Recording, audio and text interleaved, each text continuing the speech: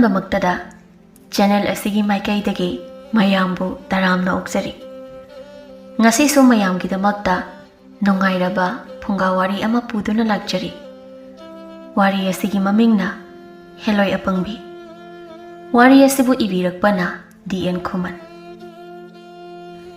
ꯊꯥꯏꯅ ꯃꯃꯥꯡꯉꯩ ꯃꯇꯝ ꯑꯃꯗ ꯅꯥꯏꯇꯣꯝ ꯆꯠꯄ ꯍꯦꯂꯣꯏ ꯑꯃ ꯂꯩꯔꯝꯃꯤ꯫ ꯍꯦꯂꯣꯏ ꯑꯁꯦ ꯌꯥꯝꯅ ꯄꯪꯕ ꯍꯦꯂꯣꯏ ꯑꯃꯅꯤ꯫ ꯄꯪꯃꯟꯕ ꯑꯁꯤꯅ ꯃꯔꯝ ꯑꯣꯏꯔꯒ ꯃꯆꯤꯟ ꯃꯅꯥꯎ ꯃꯔꯛꯇꯒꯤ ꯇꯣꯉꯥꯟꯅ ꯇꯥꯔꯤꯕꯅꯤ꯫ ꯅꯣꯡꯃꯒꯤ ꯅꯨꯃꯤꯠꯅꯤ꯫ ꯍꯦꯂꯣꯏ ꯑꯄꯪꯕꯤꯗꯣ ꯎꯆꯦꯛ ꯑꯃ ꯑꯣꯟꯗꯨꯅ ꯂꯝ ꯀꯣꯏꯕ ꯂꯥꯛꯂꯝꯃꯤ꯫ ꯃꯥꯅ ꯑꯁꯨꯝ ꯂꯥꯛꯄꯗ ꯌꯥꯝꯅ ꯐꯖꯕ ꯄꯥꯛ ꯆꯥꯎꯔꯕ ꯂꯩꯀꯣꯜ ꯑꯃ ꯎꯔꯝꯃꯤ꯫ ꯂꯩꯀꯣꯜ ꯑꯗꯨꯗꯁꯨ ꯄꯥꯈꯪ ꯂꯩꯁꯥ ꯀꯌꯥ ꯅꯨꯡꯁꯤ ꯋꯥꯔꯤ ꯁꯥꯗꯨꯅ ꯂꯩꯅꯝꯂꯛꯇ ꯅꯣꯛꯃꯤꯟꯅꯔꯤ꯫ ꯃꯇꯧ ꯑꯗꯨ ꯎꯕꯗ ꯍꯦꯂꯣꯏ ꯅꯨꯄꯤꯗꯣ ꯂꯩꯀꯣꯜꯗꯨꯗ ꯄꯥꯏꯊꯔꯛꯇꯨꯅ ꯃꯥꯒꯤ ꯑꯁꯦꯡꯕ ꯁꯛꯇꯝꯗ ꯑꯣꯟꯊꯣꯛꯈꯤꯔꯝꯃꯤ꯫ ꯑꯗꯨꯕꯨ ꯃꯍꯥꯛꯀꯤ ꯁꯛꯇꯝ ꯑꯁꯦ ꯃꯤꯑꯣꯏꯕ ꯀꯅꯥ ꯑꯃꯠꯇꯅꯗꯤ ꯎꯔꯝꯗꯦ꯫ ꯍꯦꯂꯣꯏ ꯅꯨꯄꯤ ꯑꯁꯤꯅ ꯑꯁꯨꯝ ꯌꯦꯡꯂꯛꯄ ꯃꯇꯝꯗ ꯀꯕꯣꯛ ꯆꯥꯗꯨꯅ ꯅꯨꯡꯁꯤ ꯋꯥꯔꯤ ꯁꯥꯔꯤꯕ ꯄꯥꯈꯪ ꯂꯩꯁꯥꯕꯤꯗꯨ ꯍꯦꯛ ꯎꯔꯨꯔꯦ꯫ ꯃꯈꯣꯏ ꯑꯅꯤꯅ ꯆꯥꯔꯤꯕ ꯀꯕꯣꯛ ꯑꯗꯨ ꯎꯕꯗ ꯍꯦꯂꯣꯏ ꯅꯨꯄꯤꯗꯣ ꯌꯥꯝꯅ ꯆꯥꯅꯤꯡꯂꯝꯃꯤ꯫ ꯃꯔꯝ ꯑꯗꯨꯅ ꯇꯞꯅ ꯆꯪꯂꯛꯇꯨꯅ ꯀꯕꯣꯛ ꯃꯇꯨꯝ ꯑꯃ ꯇꯥꯞ ꯂꯧꯗꯨꯅ ꯆꯥꯔꯝꯃꯤ꯫ ꯄꯥꯈꯪ ꯂꯩꯁꯥ ꯑꯅꯤꯗꯨꯗꯤ ꯅꯨꯡꯁꯤ ꯋꯥꯔꯤꯅ ꯂꯨꯈꯤꯕꯅ ꯀꯕꯣꯛ ꯑꯗꯨ ꯏꯆꯥ ꯆꯥꯗꯦ꯫ ꯍꯦꯂꯣꯏ ꯅꯨꯄꯤꯗꯨꯅ ꯂꯣꯏꯅ ꯆꯥꯔꯝꯃꯤ꯫ ꯀꯌꯥꯗ ꯍꯥꯎꯈ꯭ꯔꯕꯅꯣ! ꯃꯈꯣꯏ ꯑꯅꯤꯗꯤ ꯅꯨꯡꯁꯤꯅꯔꯤꯉꯩꯗ ꯑꯁꯨꯛ ꯍꯥꯎꯕꯁꯦ ꯆꯥꯗ꯭ꯔꯤꯗꯣ! ꯆꯥꯗ꯭ꯔꯒ ꯇꯣꯛꯁꯅꯨ꯫ ꯄꯥꯈꯪꯗꯨꯒ ꯂꯩꯁꯥꯕꯤꯗꯨꯒꯅ ꯀꯕꯣꯛ ꯆꯥꯒꯦ ꯇꯧꯔꯨꯕ ꯃꯇꯝꯗꯗꯤ ꯀꯕꯣꯛ ꯑꯃꯠꯇ ꯂꯩꯔꯝꯗ꯭ꯔꯦ꯫ ꯃꯇꯝ ꯑꯗꯨꯗ ꯅꯨꯄꯥꯗꯨꯅ ꯑꯀꯣꯏꯕꯗ ꯀꯅꯥ ꯂꯩꯕꯅꯣ ꯍꯥꯏꯅ ꯌꯦꯡꯖꯩ꯫ ꯑꯗꯨꯕꯨ ꯀꯅꯥꯁꯨ ꯂꯩꯕꯗꯤ ꯎꯔꯝꯗꯦ꯫ ꯅꯨꯄꯤꯗꯨꯅ ꯑꯁꯨꯝꯅ ꯍꯥꯏꯔꯛꯏ, "ꯏꯕꯨꯡ, ꯀꯔꯤꯅꯣ ꯉꯁꯥꯏꯒꯤ ꯀꯕꯣꯛ ꯃꯌꯥꯝꯗꯣ ꯀꯃꯥꯏꯅ ꯂꯣꯏꯔꯤꯅꯣ? ꯑꯩꯁꯨ ꯃꯔꯨ ꯈꯔꯗꯒꯤ ꯍꯦꯟꯅ ꯆꯥꯍꯧꯗꯦ꯫ ꯑꯗꯨꯒ ꯅꯪꯁꯨ ꯆꯥꯕ ꯎꯗꯦ, ꯀꯃꯥꯏꯅ ꯂꯣꯏꯔꯤꯅꯣ?" ꯅꯨꯄꯥꯗꯨꯅ ꯑꯃꯨꯛ ꯑꯁꯨꯝꯅ ꯈꯨꯝꯂꯛꯏ, "ꯑꯁ, ꯑꯩꯁꯨ ꯈꯪꯗꯦ꯫ ꯑꯩꯗꯤ ꯅꯪꯅ ꯆꯥꯔꯤꯔ ꯈꯜꯂꯨꯔꯦ, ꯈꯔꯒ ꯆꯥꯒꯟꯕ ꯑꯗꯨꯗ." "ꯌꯥꯔꯦꯀꯣ, ꯌꯥꯝꯅ ꯋꯥꯔꯦ꯫ ꯑꯩꯕꯨ ꯆꯥꯒꯟꯕꯤ ꯀꯥꯏꯅ ꯉꯁꯤꯗꯒꯤ ꯑꯩꯉꯣꯟꯗ ꯀꯣꯏꯔꯨꯁꯦ ꯍꯥꯏꯔꯛꯀꯅꯨ꯫ ꯉꯁꯤ ꯎꯅꯔꯤꯕꯁꯤꯅ ꯑꯔꯣꯏꯕꯅꯤ꯫ ꯑꯇꯣꯞꯄ ꯆꯥꯒꯟꯗꯕꯤ ꯅꯨꯄꯤ ꯑꯣꯏꯅ ꯊꯤꯌꯨꯔꯣ." ꯑꯁꯤ ꯍꯥꯏꯔꯒ ꯃꯆꯤꯟꯒ ꯄꯩꯊꯣꯛꯂꯒ ꯅꯨꯄꯤ ꯑꯗꯨ ꯆꯠꯈꯤꯔꯝꯃꯤ꯫ ꯅꯨꯄꯤ ꯑꯗꯨ ꯆꯠꯈꯤꯕꯗꯒꯤ ꯅꯨꯄꯥꯗꯨꯅ ꯑꯃꯨꯛ ꯅꯨꯄꯤꯗꯨꯕꯨ ꯆꯠꯈꯤꯅꯨ ꯍꯥꯏꯖꯔꯔꯣꯏ ꯍꯥꯏꯅ ꯈꯝꯖꯩ꯫ ꯑꯗꯨꯕꯨ ꯅꯨꯄꯤꯗꯨꯗꯤ ꯁꯥꯎꯈꯤꯕꯅ ꯅꯨꯄꯥꯅ ꯊꯦꯝꯂꯤꯕꯗꯣ ꯑꯔꯦꯝꯕ ꯇꯥꯔꯝꯃꯤ꯫ ꯃꯈꯣꯏ ꯆꯠꯈ꯭ꯔꯕꯗ ꯍꯦꯂꯣꯏ ꯅꯨꯄꯤꯗꯣ ꯃꯃꯣꯟ ꯅꯣꯛꯇꯨꯅ ꯑꯁꯨꯝꯅ ꯈꯟꯖꯩ, ꯀꯔꯤ ꯄꯥꯈꯪ ꯂꯩꯁꯥꯕꯤꯅꯣ! ꯃꯣꯏꯒꯤ ꯀꯕꯣꯛꯁꯦ ꯍꯌꯤꯡꯅ ꯆꯥꯈ꯭ꯔꯅꯤ ꯄꯥꯈꯠꯄꯒꯤ ꯆꯥꯕꯤꯔꯒ ꯁꯥꯎꯗꯅꯒ ꯇꯧꯏꯅꯦ꯫ ꯅꯣꯛꯄꯨ ꯅꯣꯛꯅꯤꯡꯉꯤ꯫ ꯃꯣꯏꯅ ꯄꯪꯕꯒꯤ ꯆꯥꯗ꯭ꯔꯤꯅꯦꯕ, ꯑꯗꯨꯒ ꯑꯩꯅ ꯁꯤꯡꯕꯒꯤ ꯆꯥꯔꯤꯅꯦ꯫ ꯀꯅꯥꯅ ꯂꯥꯜꯂꯤꯅꯣ ꯁꯤꯕꯣ? ꯀꯥꯟꯅꯗꯦꯗ, ꯃꯇꯝ ꯃꯥꯡꯈꯤꯅꯕꯅꯤ꯫ ꯑꯇꯣꯞꯄ ꯃꯐꯝ ꯈꯔꯁꯨ ꯀꯣꯏꯔꯨꯈꯤꯒꯦ." ꯑꯃꯔꯣꯝꯗ ꯉꯥꯎꯔꯤ ꯐꯩꯔꯤ ꯇꯧꯕ ꯅꯨꯄꯥ ꯑꯃꯁꯨ ꯈꯨꯜꯒꯤ ꯄꯨꯈ꯭ꯔꯤ ꯃꯅꯥꯛꯇ ꯑꯃꯨꯛ ꯐꯝ ꯑꯃꯨꯛ ꯆꯠ ꯇꯧꯗꯨꯅ ꯂꯩꯔꯤ꯫ ꯅꯨꯄꯥ ꯑꯁꯤꯒꯤ ꯃꯃꯤꯡꯅ ꯈꯥꯕꯩ ꯍꯥꯏꯅ ꯀꯧꯔꯝꯃꯤ꯫ ꯈꯥꯕꯩ ꯊꯤꯉꯥꯎ ꯂꯩꯉꯥꯎ ꯇꯧꯔꯕꯁꯨ ꯃꯤꯉꯣꯟꯗ ꯀꯥꯏꯖꯔꯝꯗꯦ꯫ ꯃꯥꯒꯤ ꯍꯥꯏꯕꯕꯨ ꯃꯀꯣꯛ ꯈꯔ ꯂꯩꯈꯠꯄ, ꯃꯤꯅ ꯇꯧꯅꯗꯕ ꯇꯧꯕ ꯑꯁꯤ ꯈꯛꯇꯅꯤ꯫ ꯍꯦꯂꯣꯏ ꯅꯨꯄꯤꯗꯨꯅ ꯑꯁꯨꯝ ꯂꯥꯛꯂꯕ ꯃꯇꯨꯡꯗ ꯄꯨꯈ꯭ꯔꯤ ꯃꯄꯥꯟꯗ ꯍꯪꯒꯠ ꯍꯟꯗꯥ ꯆꯠꯂꯤꯕ ꯈꯥꯕꯩꯕꯨ ꯎꯔꯝꯃꯤ꯫ ꯈꯥꯕꯩ ꯎꯕꯗ ꯍꯦꯂꯣꯏ ꯅꯨꯄꯤꯁꯤꯅ ꯑꯁꯨꯝꯅ ꯈꯟꯖꯩ, "ꯀꯔꯤ ꯅꯨꯄꯥꯅꯣꯅꯦ ꯃꯁꯤꯒꯤ ꯅꯨꯄꯥꯁꯤꯕꯣ? ꯄꯨꯈ꯭ꯔꯤ ꯑꯁꯤꯒꯤ ꯑꯀꯣꯏꯕꯁꯤꯗ ꯍꯪꯒꯠ ꯍꯟꯗꯥ ꯇꯧꯗꯨꯅ ꯂꯩꯔꯤꯕꯁꯤꯕꯣ? ꯃꯁꯛꯀꯗꯤ ꯑꯗꯨꯝ ꯌꯥꯏꯅꯦ꯫ ꯃꯁꯤꯗꯤ ꯆꯪꯁꯤꯜꯂꯒ ꯋꯥꯔꯤ ꯑꯗꯨꯝ ꯁꯥꯔꯨꯒꯦ." ꯑꯁꯤ ꯈꯟꯗꯨꯅ ꯍꯦꯂꯣꯏ ꯅꯨꯄꯤ ꯑꯗꯣ ꯈꯥꯕꯩꯒꯤ ꯃꯅꯥꯛꯇ ꯆꯪꯂꯛꯏ꯫ ꯑꯗꯨꯒ ꯑꯁꯨꯝꯅ ꯀꯧꯔꯛꯏ, "ꯑꯣꯏ, ꯑꯣꯏ, ꯇꯥꯕ꯭ꯔꯣ? ꯑꯣꯏ, ꯅꯪꯕꯨꯅꯤꯅꯦ ꯁꯛ ꯐꯖꯕ." ꯀꯅꯥꯅꯣꯅꯦ ꯑꯩꯉꯣꯟꯗ ꯀꯧꯔꯛꯂꯤꯁꯤꯕꯣ? ꯑꯣꯟꯊꯣꯛꯅ ꯍꯥꯎꯈꯤꯗ꯭ꯔꯦꯗ ꯃꯥꯒꯤ ꯈꯨꯀꯧꯁꯤꯗꯤ꯫ ꯀꯗꯣꯝꯗꯩꯅꯣꯅꯦ? "ꯑꯣ, ꯑꯩꯕꯨꯔꯣ ꯀꯧꯔꯤꯕꯗꯨꯕꯣ? ꯑꯩꯉꯣꯟꯗ ꯑꯗꯨꯝ ꯍꯥꯏꯅ ꯀꯧ ꯍꯥꯏꯕꯗꯨꯗꯤ ꯅꯣꯏ ꯕꯥꯖꯤꯅ ꯍꯥꯏꯕ꯭ꯔꯣ?" ꯁꯥꯎꯔꯤꯕꯒ ꯍꯥꯏꯕꯗꯨꯅꯤꯅꯦ ꯃꯥꯒꯤꯁꯦ꯫ ꯑꯩꯁꯦ ꯍꯦꯛꯇ ꯃꯅꯥꯛꯇ ꯐꯥꯎꯗꯣꯛꯂꯒꯦ ꯀꯥꯟꯅꯗꯦ꯫ ꯑꯁꯤ ꯈꯟꯗꯨꯅ ꯍꯦꯂꯣꯏ ꯅꯨꯄꯤꯗꯣ ꯈꯥꯕꯩꯒꯤ ꯃꯅꯥꯛꯇ ꯊꯣꯛꯂꯛꯏ꯫ ꯃꯇꯝ ꯑꯗꯨꯗ ꯈꯥꯕꯩꯅꯁꯨ ꯍꯦꯂꯣꯏ ꯅꯨꯄꯤꯗꯨꯕꯨ ꯎꯔꯝꯃꯤ꯫ "ꯀꯔꯤ ꯈꯨꯐꯖꯅꯣ ꯁꯤꯕꯣ! ꯍꯩꯁ, ꯃꯁꯤ ꯅꯨꯄꯤꯁꯤ ꯂꯥꯏꯔꯦꯝꯕꯤ ꯑꯣꯏꯔꯝꯅꯤꯁꯦ꯫ ꯃꯁꯛꯀꯁꯤ ꯅꯩꯔꯦꯅꯦ꯫ ꯃꯃꯤꯡ ꯀꯔꯤ ꯀꯧꯕꯖꯥꯠꯅꯣ? Nangbu naming kari kauge. Akhoi swai su mande kadai degi no. Helloi nupiduna amuk nokfet tawraga asumna khumlei. Ibung aigi ming pukphabi kawe. Puksuk yam phabane. Isin inaw mayam dagi aina puk ipha aphai hai. Adugine aigi mingsu pukphabi kaubiriba khangabo. Oh, nangi mingse pukphabi ni haba. Adudi puk yam pharamni. Pukphai phate khangnaba ai kainom haige yagadra. Hoi hayo. Yabiraga loire. Hayo. Adudine nangse pukphai khangnaba aigi yum ama piyo. Ai hauzik leinaba yum leite. Aduna leinaba yum piyo. Adu ngamlabadi aina nangse pukphai haina thajarage. Is adugi oire ko aduk laibadubu. Ado nangi yumse khulaksida oidoira natraga tongana leiruse haibro. Tongana leise. Khabaina hairiba wafam pumbada Helloi nupi aduna pangthoklami. Kudak adada yum piktak tauna phajaba ama thohali. Aduga yum adada khabai ge Helloi nupi aduga leiminarami. Nong nini gi matungni khundane. Khul aduda khabai leiba udabadagi khunjaw mayamdo asumna wari bu sanarami. Khabai do ngasi nini humni shi kadai chakrabanune.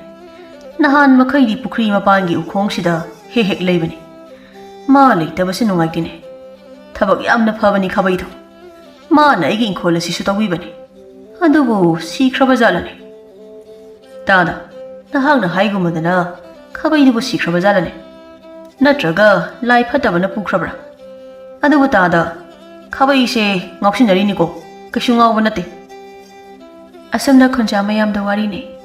Amaramda Helloi nupiduga khabai ga khul tamna wari saduna lakminarami.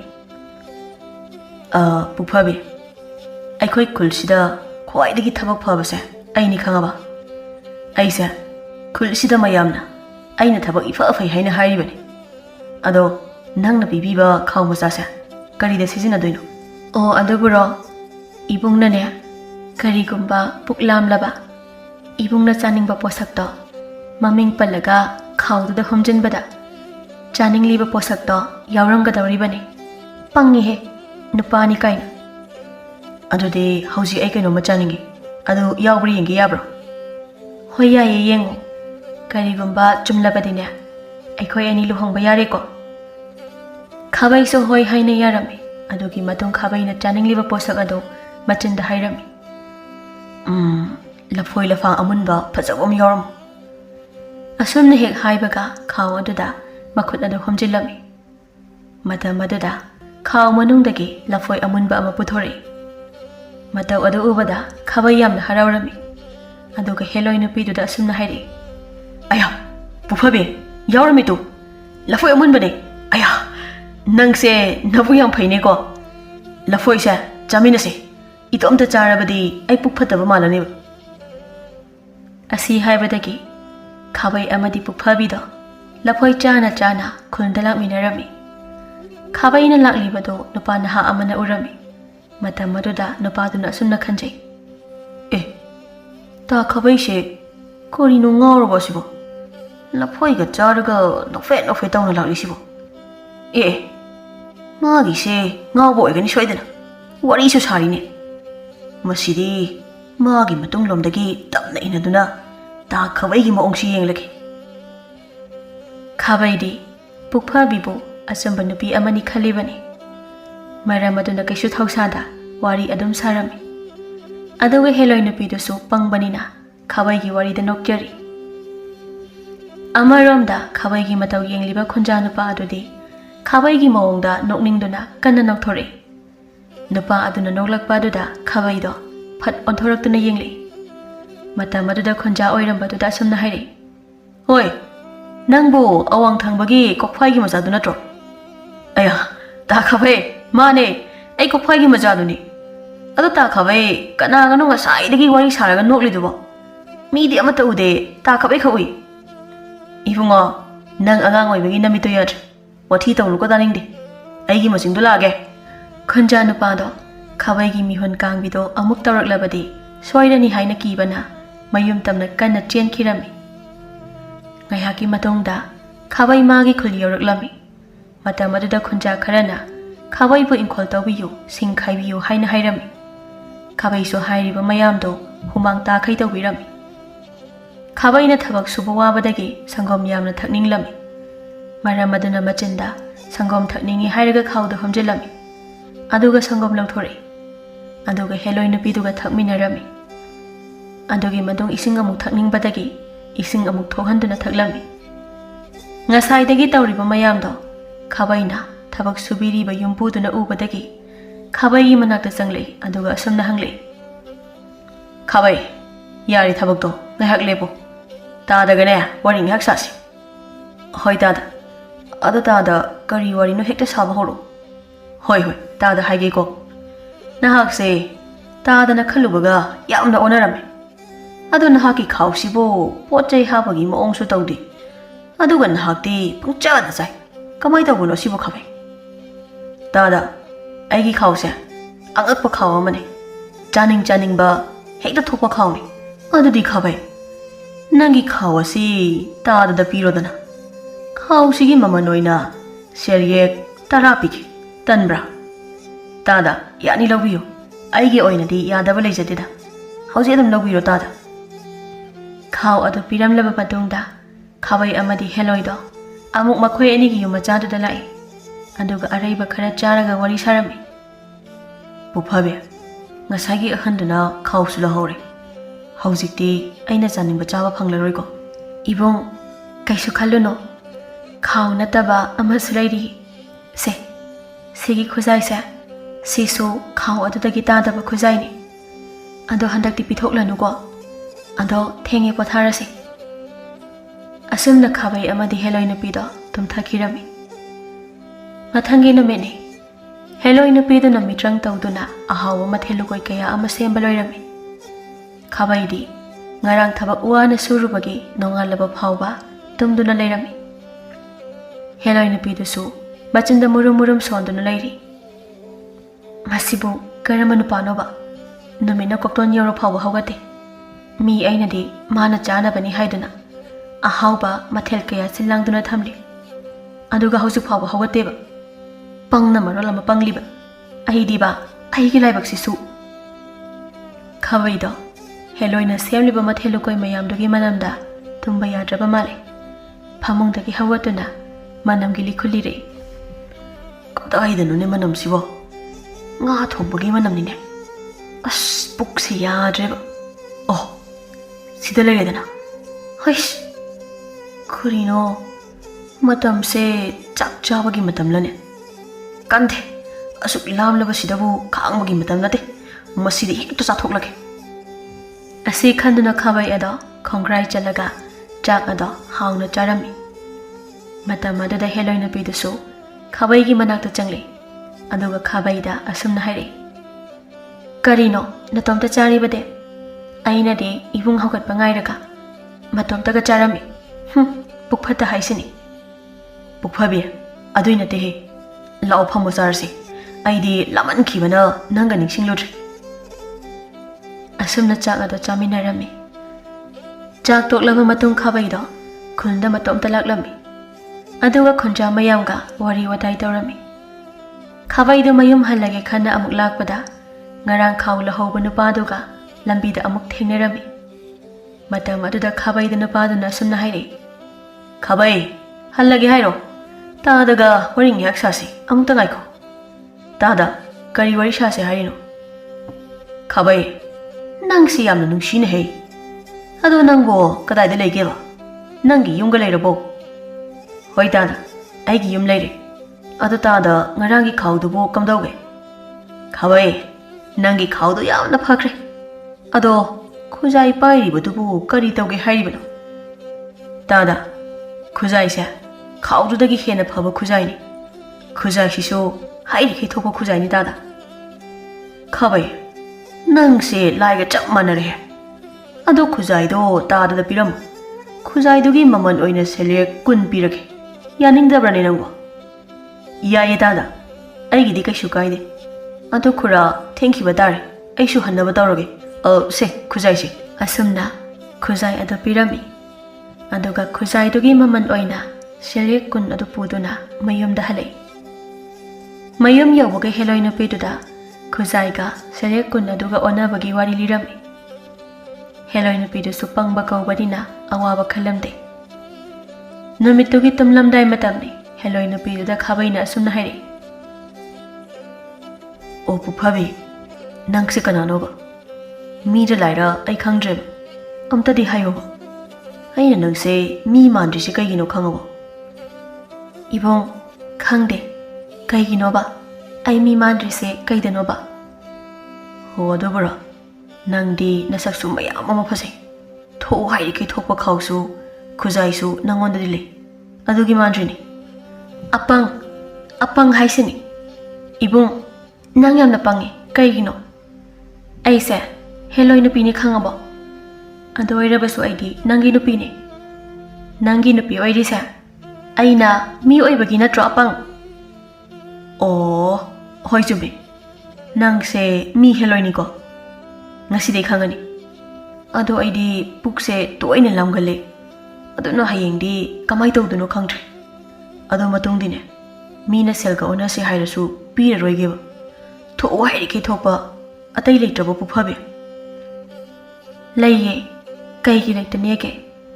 ꯑꯗꯣ ꯍꯟꯗꯛꯇꯤ ꯄꯤꯔꯅꯨ꯫ ꯑꯩꯒꯤ ꯏꯄꯥ ꯁꯣꯔꯥꯔꯦꯅ ꯑꯩꯉꯣꯟꯗ ꯄꯤꯕꯤꯔꯤꯁꯦ ꯈꯨꯖꯥꯏꯗꯨꯅꯦ, ꯈꯥꯎꯗꯨꯅꯦ, ꯑꯗꯨꯒ ꯑꯩꯒꯤ ꯈꯨꯠꯅꯤꯡꯊꯧꯗ ꯁꯤꯔꯤꯕ ꯈꯨꯗꯣꯞ ꯑꯁꯤꯅ ꯂꯣꯏꯔꯦ꯫ ꯑꯗꯨꯅ ꯈꯨꯗꯣꯞ ꯑꯁꯤꯗꯤ ꯄꯤꯕ ꯌꯥꯗꯦꯀꯣ? ꯈꯨꯗꯣꯞ ꯑꯁꯤꯅ ꯑꯩꯒꯤ ꯃꯍꯩ ꯂꯣꯏꯔꯕꯅꯤ, ꯑꯔꯣꯏꯕꯅꯤꯀꯣ? ꯁꯦ, ꯁꯤꯖꯤꯜꯂꯣ, ꯑꯗꯣ ꯇꯨꯝꯃꯁꯤ ꯋꯥꯔꯦ." ꯑꯁꯨꯝꯅ ꯍꯦꯂꯣꯏꯗꯒꯤ ꯈꯨꯗꯣꯞ ꯑꯗꯣ ꯈꯥꯕꯩꯗ ꯁꯤꯟꯅꯔꯕ ꯃꯇꯨꯡꯗ ꯇꯨꯝꯊꯔꯝꯃꯤ꯫ ꯃꯊꯪꯒꯤ ꯅꯨꯃꯤꯠꯅꯤ꯫ ꯈꯥꯕꯩ ꯈꯨꯗꯣꯞ ꯑꯗꯨ ꯆꯥꯡ ꯌꯦꯡꯅꯤꯡꯕꯗꯒꯤ ꯑꯌꯨꯛ ꯑꯗꯨ ꯏꯔꯨꯔꯕ ꯃꯇꯨꯡꯗ ꯆꯥꯛ ꯏꯟꯁꯥꯡ ꯃꯊꯦꯜ ꯃꯈꯜ ꯃꯈꯜ ꯊꯣꯛꯎ ꯍꯥꯏꯔꯝꯃꯤ꯫ ꯃꯇꯝ ꯑꯗꯨꯗ ꯆꯥꯛ ꯏꯟꯁꯥꯡ ꯃꯊꯦꯜ ꯀꯌꯥ ꯊꯣꯛꯂꯛꯈꯤ꯫ ꯃꯊꯦꯜ ꯃꯌꯥꯝꯗꯨ ꯎꯕꯗ ꯈꯥꯕꯩ ꯃꯕꯨꯛ ꯂꯥꯝꯂꯗꯨꯅ ꯆꯥꯛ ꯑꯗꯨꯕꯨ ꯍꯥꯎꯅ ꯆꯥꯔꯝꯃꯤ꯫ ꯑꯁꯨꯝꯅ ꯅꯨꯃꯤꯠ ꯈꯔꯅꯤꯗꯤ ꯈꯥꯕꯩꯅ ꯃꯤꯑꯣꯏ ꯑꯃꯠꯇꯗ ꯈꯨꯗꯣꯞ ꯑꯗꯨꯒꯤ ꯃꯔꯝ ꯍꯥꯏꯗꯣꯛꯂꯝꯗꯦ꯫ ꯑꯗꯨꯕꯨ ꯅꯣꯡꯃꯗꯤ ꯈꯥꯕꯩꯅ ꯈꯨꯟꯗ ꯆꯠꯅꯤꯡꯕ ꯄꯣꯛꯄꯗꯒꯤ ꯆꯠꯂꯝꯃꯤ꯫ ꯃꯇꯝ ꯑꯗꯨꯗꯁꯨ ꯃꯃꯥꯡꯗ ꯃꯥꯒꯤ ꯈꯥꯎ ꯑꯃꯗꯤ ꯈꯨꯖꯥꯏ ꯂꯧꯈꯤꯕ ꯅꯨꯄꯥꯗꯨꯅ ꯃꯣꯏꯊꯦꯝ ꯀꯌꯥ ꯇꯧꯗꯨꯅ ꯈꯨꯗꯣꯞ ꯑꯗꯨꯒꯤ ꯃꯔꯝ ꯍꯪꯂꯝꯃꯤ꯫ ꯈꯥꯕꯩꯁꯨ ꯐꯅ ꯌꯥꯝꯅꯗꯤ ꯍꯥꯏꯗꯣꯛꯂꯣꯏ ꯍꯥꯏꯅ ꯂꯩꯔꯝꯕꯅꯤ, ꯑꯗꯨꯕꯨ ꯁꯤꯠ ꯅꯥꯟꯅ ꯍꯥꯏꯗꯣꯛꯈꯤꯔꯝꯃꯤ꯫ ꯈꯥꯕꯩꯅ ꯄꯨꯝꯅꯃꯛ ꯍꯥꯏꯕ ꯂꯣꯏꯔꯕꯗ ꯈꯥꯕꯩꯗꯒꯤ ꯈꯨꯗꯣꯞ ꯑꯗꯣ ꯄꯤꯌꯨ ꯍꯥꯏꯔꯛꯂꯝꯃꯤ꯫ ꯑꯗꯨꯕꯨ ꯈꯥꯕꯩꯅꯗꯤ ꯄꯤꯕ ꯌꯥꯔꯣꯏ ꯍꯥꯏꯅ ꯁꯤꯈꯥꯡ ꯈꯪꯂꯝꯃꯤ꯫ ꯑꯍꯟ ꯅꯨꯄꯥꯗꯨꯅꯁꯨ ꯊꯦꯝꯕ ꯌꯥꯕ ꯊꯦꯝꯖꯩ, ꯑꯗꯨꯕꯨ ꯍꯟꯗꯛꯇꯤ ꯈꯥꯕꯩꯗꯣ ꯁꯨꯡꯌꯥ ꯌꯥꯔꯝꯗꯦ꯫ ꯈꯥꯕꯩꯅ ꯌꯥꯃꯟꯗꯕ ꯑꯗꯨꯗꯒꯤ ꯅꯨꯄꯥ ꯑꯗꯨꯁꯨ ꯋꯥꯈꯜ ꯑꯃ ꯈꯜꯂꯛꯏ, ꯑꯗꯨꯒ ꯑꯁꯨꯝꯅ ꯈꯥꯕꯩꯗ ꯍꯥꯏꯔꯛꯏ, "ꯈꯥꯕꯩ, ꯅꯍꯥꯛꯅ ꯄꯤꯅꯤꯡꯗ꯭ꯔꯕꯅꯤꯅ ꯐꯔꯦ, ꯑꯗꯣ ꯅꯪꯉꯣꯟꯗꯒꯤ ꯂꯧꯈꯤꯕ ꯈꯥꯎ ꯑꯃꯗꯤ ꯈꯨꯖꯥꯏ ꯑꯗꯣ ꯄꯨꯖꯈ꯭ꯔꯣ, ꯇꯥꯗꯒꯤ ꯌꯨꯝꯗ ꯆꯪꯂꯨꯈꯤꯁꯤ." ꯑꯁꯤ ꯍꯥꯏꯗꯨꯅ ꯊꯦꯝꯂꯕ ꯃꯇꯨꯡꯗ ꯈꯥꯕꯩꯕꯨ ꯏꯃꯨꯡꯗ ꯄꯨꯁꯤꯜꯂꯛꯏ꯫ ꯑꯗꯨꯒ ꯅꯨꯄꯥ ꯑꯗꯨꯅ ꯇꯥꯟꯖꯥ ꯌꯦꯡꯂꯒ ꯈꯥꯕꯩꯒꯤ ꯃꯁꯥ ꯄꯨꯝꯕꯗꯣ ꯊꯧꯔꯤ ꯑꯃꯅ ꯅꯥꯟꯊꯣꯛꯄ ꯉꯝꯗꯅꯕ ꯀꯟꯅ ꯌꯦꯠꯁꯤꯜꯂꯛꯏ꯫ ꯃꯇꯧ ꯑꯗꯨ ꯎꯕꯗ ꯈꯥꯕꯩꯗꯣ ꯌꯥꯝꯅ ꯁꯥꯎꯔꯝꯃꯤ꯫ ꯑꯗꯨꯕꯨ ꯅꯨꯄꯥꯗꯨꯅ ꯈꯥꯕꯩꯒꯤ ꯃꯆꯤꯟ ꯑꯗꯨꯁꯨ ꯃꯦꯟꯁꯤꯜꯂꯛꯈꯤ꯫ ꯃꯇꯝ ꯑꯗꯨꯗ ꯈꯥꯕꯩꯗꯤ ꯋꯥ ꯉꯥꯡꯕ ꯉꯝꯗ ꯇꯨꯃꯤꯟꯅ ꯂꯩꯔꯤ꯫ ꯑꯃꯔꯣꯝꯗ ꯍꯦꯂꯣꯏ ꯅꯨꯄꯤꯗꯨꯗꯤ ꯋꯥꯈꯜ ꯅꯨꯡꯉꯥꯏꯅ ꯈꯥꯕꯩꯕꯨ ꯉꯥꯏꯖꯔꯤ꯫ ꯅꯨꯃꯤꯠ ꯇꯥꯔꯝꯗꯥꯏ ꯐꯥꯎꯕ ꯍꯜꯂꯛꯇꯕ ꯑꯗꯨꯗ ꯍꯦꯂꯣꯏ ꯅꯨꯄꯤꯗꯣ ꯋꯥꯈꯜ ꯋꯥꯖꯩ, ꯑꯗꯨꯒ ꯃꯆꯤꯟꯗꯁꯨ ꯑꯁꯨꯝꯅ ꯁꯣꯟꯖꯩ, "ꯀꯔꯤꯒꯤꯅꯣ ꯏꯕꯨꯡꯅ ꯍꯧꯖꯤꯛ ꯐꯥꯎꯕ ꯍꯜꯂꯛꯇ꯭ꯔꯤꯕ ꯑꯁꯤꯕꯣ? ꯃꯥꯒꯤꯁꯦ ꯑꯩꯉꯣꯟꯗ ꯋꯥꯔꯧꯔꯤꯔꯥ? ꯑꯩ ꯃꯥꯅ ꯍꯥꯏꯕ ꯌꯥꯗꯕꯁꯨ ꯌꯥꯎꯗꯦ, ꯅꯠꯇ꯭ꯔꯒ ꯑꯇꯣꯞꯄ ꯁꯛꯍꯦꯟꯕꯤ ꯅꯨꯖꯥ ꯀꯅꯥꯒ ꯅꯨꯡꯁꯤ ꯁꯤꯂꯣꯛꯅꯔꯤꯔꯥ? ꯑꯩꯒꯤ ꯋꯥꯈꯜꯁꯦ ꯅꯨꯡꯉꯥꯏꯐꯝ ꯈꯪꯗꯦ." ꯑꯁꯨꯝꯅ ꯈꯟꯗꯨꯅ ꯍꯦꯂꯣꯏ ꯅꯨꯄꯤꯗꯣ ꯈꯥꯕꯩꯕꯨ ꯍꯜꯂꯛꯄ ꯉꯥꯏꯔꯤ꯫ ꯑꯗꯨꯕꯨ ꯈꯥꯕꯩꯗꯤ ꯍꯜꯂꯛꯈꯤꯗ꯭ꯔꯦ꯫ ꯅꯨꯃꯤꯠ ꯄꯨꯡꯇꯥ ꯇꯥꯔꯕ ꯐꯥꯎꯕ ꯍꯜꯂꯛꯇꯕ ꯑꯗꯨꯗ ꯍꯦꯂꯣꯏ ꯅꯨꯄꯤꯗꯣ ꯋꯥꯈꯜ ꯋꯥꯕ, ꯇꯧꯐꯝ ꯈꯪꯗꯕ ꯍꯥꯏꯕꯗꯨ ꯑꯣꯏꯔꯦꯗꯣ꯫ ꯑꯃꯔꯣꯝꯗ ꯈꯥꯕꯩꯗ ꯑꯍꯟ ꯅꯨꯄꯥꯗꯨꯅ ꯑꯁꯨꯝꯅ ꯍꯥꯏꯔꯛꯏ, "ꯈꯥꯕꯩ, ꯉꯁꯥꯏꯅ ꯑꯩꯅ ꯍꯥꯏꯔꯤꯉꯩ ꯄꯤꯔꯛꯂꯝꯂꯕꯗꯤ ꯅꯪ ꯑꯁꯤ ꯌꯧꯅꯗꯤ ꯋꯥꯔꯝꯃꯣꯏꯀꯣ? ꯍꯧꯖꯤꯛꯇꯤ ꯅꯍꯥꯛꯁꯦ ꯊꯥꯗꯣꯛꯄ ꯌꯥꯗ꯭ꯔꯦ꯫ ꯑꯗꯣ ꯀꯔꯤꯁꯨ ꯈꯟꯒꯅꯨ, ꯅꯨꯡꯇꯤꯒꯤ ꯑꯍꯥꯎ ꯑꯍꯥꯎꯕ ꯃꯊꯦꯜ ꯄꯤꯖꯒꯅꯤꯀꯣ꯫ ꯑꯗꯣ Nachinda pulibasi lauthokpige. Aduga lau khongbadi yaroiko.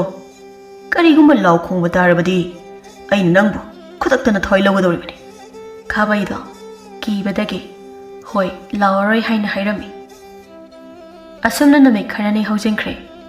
Matam asida Helloi nupidudi kari tawgani khangjaramde. Kharaga pangbaga makok aduda karigumba lausing oigadauba wakhal amata khanba ngamjaramde. Adubu Helloi nupido khabaibudi uninglami. Khawaibu uningba aduna maram oiraga Helloi nupido khul tamna khawaibu thiba laklami. Khul yorba matungda khawaibu mafam khuding changduna yengba horami. Nakan amaromda laining thok sorarena mamomgi awababu mayek sengna urami. Oh, aigi imom masidi awaba mayoknareko. Adu oirabadi ai kari tawgani. Imomgi mafamda mapa aina pikiba mahaigi khaw khudo khujai ahum sulaitrabako karamnano asumna khalami adugi matung thokiba pumbado lining thau sararena amamamta oina yenglei aduga machindasu asumna sonjai oh pumnamak asidi imomna pangbagini ko nokningidako taibang oibana khoise on thok nasu apen banai didako nahaki matik chaba naran aina soidana pigani mamom ahanbu lining thau sararena kauri Helloi ahandasu mapa lining thau na kaurakpa aduda thenthaba tawdana Helloi nupi ahando lining thau gi manakta lai ipa lining thau namom oibina khurumjari namom bo kawibadi kari sintha pango haibano takpiyudo ipa lining thau imom atai gi nate ipa na khoibu yengshin ba wat kibana na khoibu kari tauri haiba si khanglutre ipa na khoibu yengshiluda maram asidagi haujikti imom yai mado awa hoyong bulang ledo maram aduna nahak chatuna nanaugi awaba mateng pangluro nanaugi mahai pumba sumangkre adugani imom she isinga se nanaudu pitho adugi matung nanaugi mangkraba mahai pumba hanjilakani ipana haiba pumba se kawba yadeko ipa lining thau namom ai kaujararoi ipana sinabiriba sintha ase amata kaidana namomna pangthokjage phare phare imomna pumnamak mai pakjaroko adugane nanau yaimagi apambadadi yetluganuko mahaki apambada tawshano Helloi ahan adunasu mapa lining thaugi wafam pumba ngakjage hairamnaga Helloi ahando magi mahai sejinaduna manaugi khungul liraklami namit kaya khungul liraklaba matungda nongma Helloi ahanna hiblingai magi manglanda manau nupibu urami manglan aduda manau ado awaba sakfamda makhong makhut punduna amamba ka amada leiba Helloi ahanna urami madubu urubadagi Helloi ahanna do mikak tholaki karino aigi haujiki manglan adubo aigi inaubo taibang miyoibana phakrabra aigi manglandi karigumbada soikhiba leitri khangani do matik thokpa laknaki aigi inauna khara pangi haiba asida taibang oiba makhoina khudong chaba lawani ai inaugi leifamse khudakta yaunaba chatlake adudi ai kari ongani haying khoi oina onduna hekta pairake asi khanduna Helloi nupi ahanado haying khoi onduna manaugi manakta pairaklami nakan amaromdana khabai amadi puphabido makhoi ani bu phajinduna thamliba nupaduna asumna hairami nupi masa nangbu Helloi ni haibase aisu thajare ado aisu haujikti nangbu yamna pamlakle aisu sakthibadi natabanida masigi angawu manba khabaida leigadabagi sharukpadi aiga leirasi yari aidi ibung khabaida nuksiba pikre ai nataba aigi ise oina pamu ai hainage